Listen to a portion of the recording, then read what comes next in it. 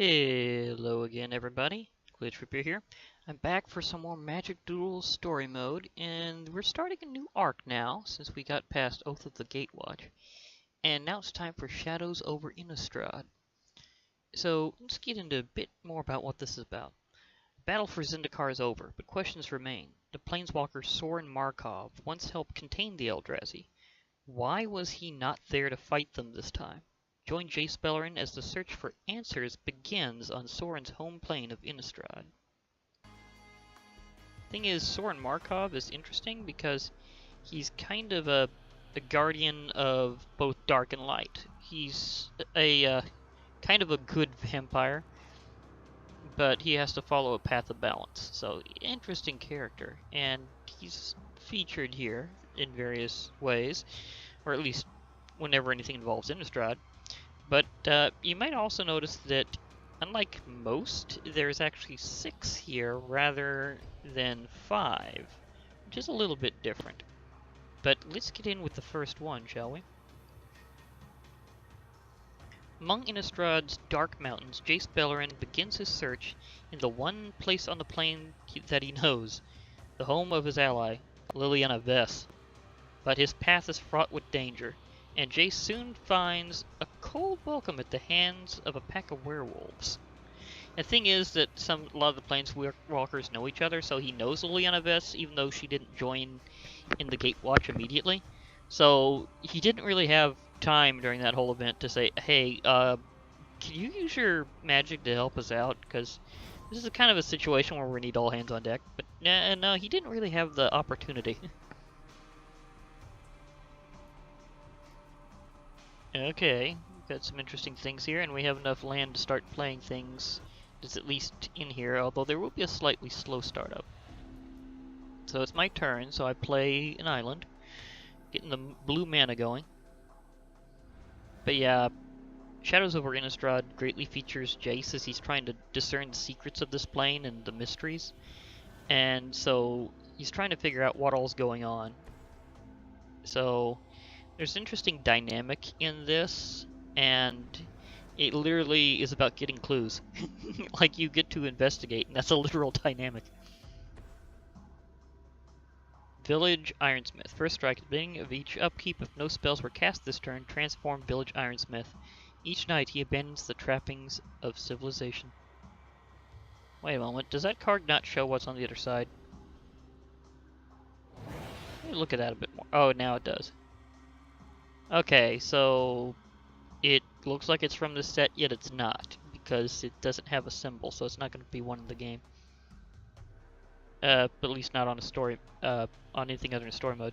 Okay, comes Iron Fang, which has first strike, and at the beginning of each upkeep, if a player casts 2 or more spells last turn, transform Iron Fang. Each morning he repairs the front door. Yeah, you can guess why. But, yeah, that's the thing about transforming cards is they flip faces.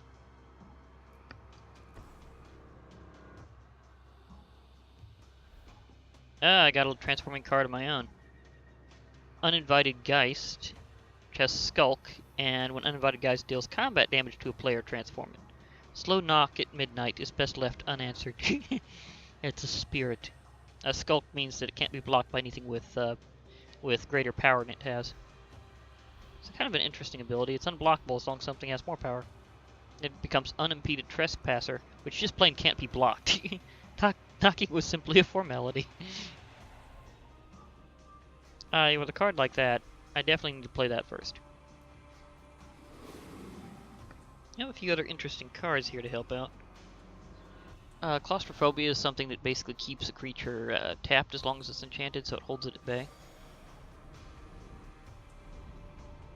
Okay, they realized they couldn't get past mine.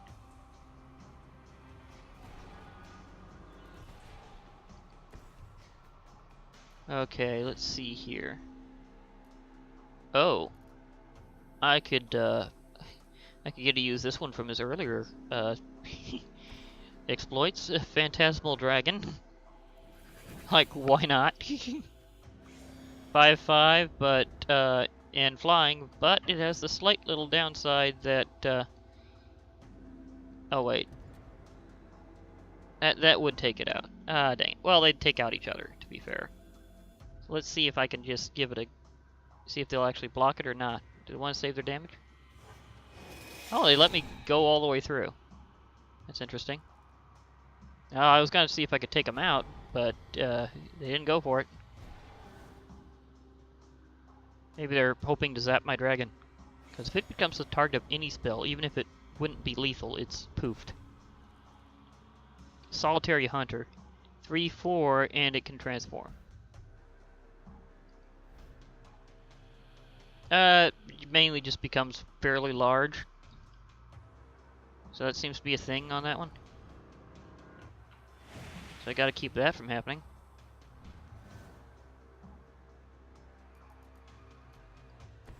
Okay, I got like 5 islands, so I've got a supply of... You know, I think I'm gonna claustrophobia this. Because that's gonna be fairly much an issue later. So now, it gets tapped and it won't untap. Telling time is something nice here. Look at the top 3 cards of your library. Put one of those cards into your hand, put one on top of your library, and put one on the bottom. So this one lets me kind of sift through rather quickly, and I think I'm going to go for it, because I could use a few extra cards. Okay, which one do I want to put in my hand? Stormgeist. That could be interesting. I'll take that into my hand. I'll put this on the top, and the other goes to the bottom. This would actually be a great blocker overall, so I'm gonna just attack with my Geist.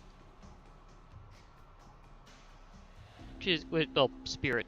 It says unimpeded trespasser, but let's face it, as a Spirit, it's a Geist. So I did a little damage, and I still have a blocker as long as they don't target it. Haha. Okay, they're transforming back and forth. Convicted Killer. That's a transformer. And no, I don't mean Optimus Prime. Again, this one just becomes bigger. But it looks like it's nothing that can't be blocked by my Phantom Dragon. So as long as that's okay. Okay, more island. This could be interesting to deal with, because if I use this Sturmgeist, its power and toughness are each equal to the number of cards in my hand, and it would deal combat damage, I draw a card. Thing is, the enemy doesn't have anything flying, so as long as I have at least one card in my hand, I can draw extra cards. Or I could get another Geist. I think I'll get another Geist for now.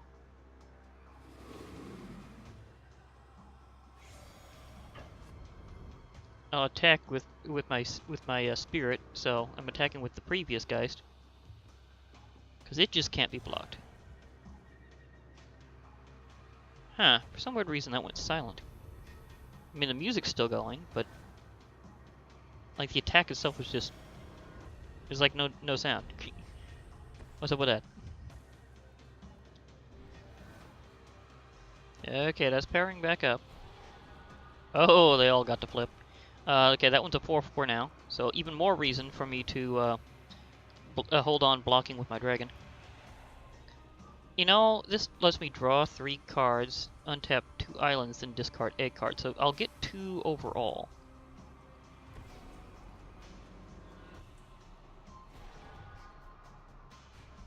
Choose a land to untap. That actually happens twice. You can tap 2 lands. Choose card to discard. You know, I could use the others, but I think I'm good on islands. So I think I have enough to work that way. Oh, here comes that dynamic I was mentioning. Drownyard Explorers has this thing where when it comes into the battlefield, you literally get a clue. This is literally what happens whenever anything says investigate as an action in this set. You literally get this colorless token artifact called a clue. And they have different artwork in this game. But each clue has pay 2 generic mana, sacrifice this artifact to draw a card.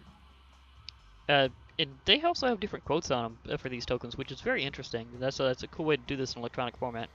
For every answer, 3 questions. Tamio's journal. Yeah, Tamio is very much featured here. Let's see, I'll attack with that. Wait, this has Skulk, and both of them are too powerful to block it, so that's going right through in both cases. So that's 5 points of damage. It might be this creature is always silent. Yeah, that's gotta be it, because that one still did a sound for its attack. Maybe it's because this one's supposed to be silent. I don't know. They're flipping back. That went in my favor because see, Skulk only makes something unblockable as long as there's as long as the creature that would otherwise try has a greater amount of power. So on this turn, I'll be able to do that again because they're both ironically too strong to block it. But it's already transformed, so that's no longer a problem because they're just unblockable now. Let's see, telling time. Should I do this again? Yeah, I should totally do this again.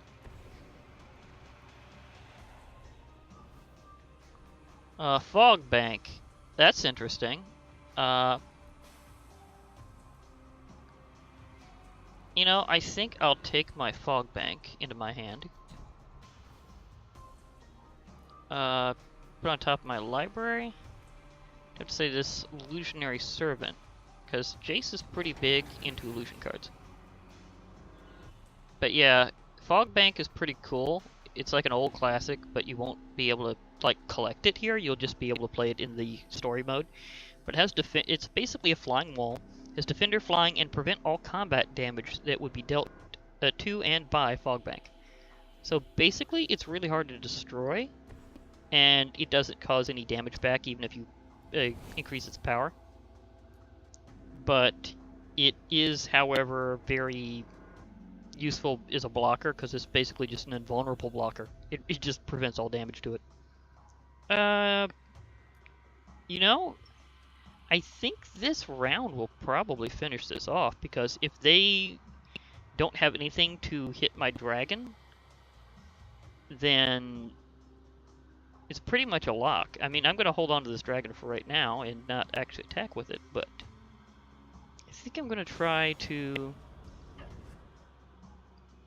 attack with these two. They'll be down to 1 point, but just in case they try blowing away my dragon, which I don't want them to do, I'll take care of this.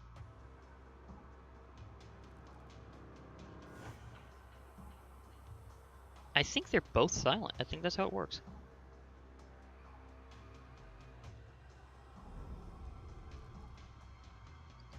Okay, so it's now literally 20 to 1.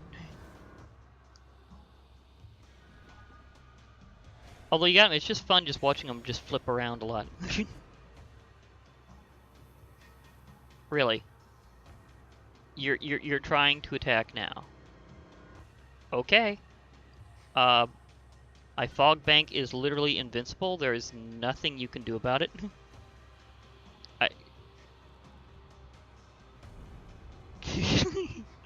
Well, it's not entirely invincible, but it's pretty close. They all flip.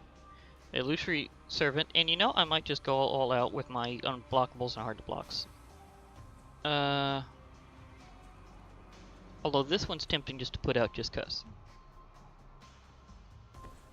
It'll be a 2-2, but if they somehow miraculously survive, I'd be able to draw cards afterwards. You know, why not?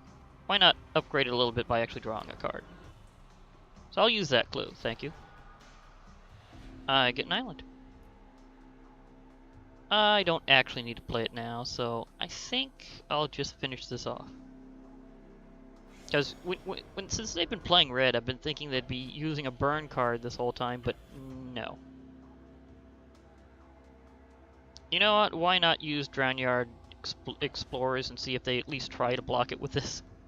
Because I'm curious, would they do so? This is a nearly all-out. There's no point of trying to do it with a wall. Walls have Defender, therefore they don't attack. It used to just be like in the rule book, that walls don't attack. But that's not true anymore. Now it's the ability Defender means they can't attack. And Iron Fang goes down. So they did try blocking with it. And now I'm hitting with 3 decently sized creatures in a row, including a dragon. It's an illusion. So it's minus 10 to 20, and that was a pretty quick, easy mission actually this time. And the ones at the start of a particular arc usually will be, although there can be exceptions. But that was a pretty good one. Jace has completely overwhelmed the werewolves. So that was a thing. So let's go onward. Jace implores Liliana to help him unravel the mystery. She rebuffs him, far more concerned with her own pursuits, of the demons that still held power over her, and of the chained veil. She points him to Sorrin's home at Markov Manor, but she offers no other aid. Thing is, she's a powerful necromancer, and part of her story, as you remember before, was she made deals with demons. Very powerful demons. So they still have a claim on her until she defeats all those demons, or they otherwise die. So she's been hunting down the demons that have that contract over her, and she's been trying to take down these archfiends so that she can basically get off scot-free and have all that extra power that they gave her with none of the downsides. She also has a powerful artifact called the Chain Veil. It really resonates with planeswalkers to make them ridiculously powerful, so like gives them back old school power, at least to a degree. I mean, not entirely, but still, artifact that makes them just have ridiculous levels of power. So the fact that she's guarding that is something she's going, you know, I don't want anyone else to get a hold of that, so I think I'm going to hold back and at least point you in the right direction. So she's basically saying, hey Jace, go over there and you'll find what you're looking for. Ignore the zombies I have here, they're just giving me tea. So, yeah. Anyhow, I think that'll be it for now. So, this is Glitch Reaper. I'll be logging off. I hope to hear from y'all later. And bye for now, everybody.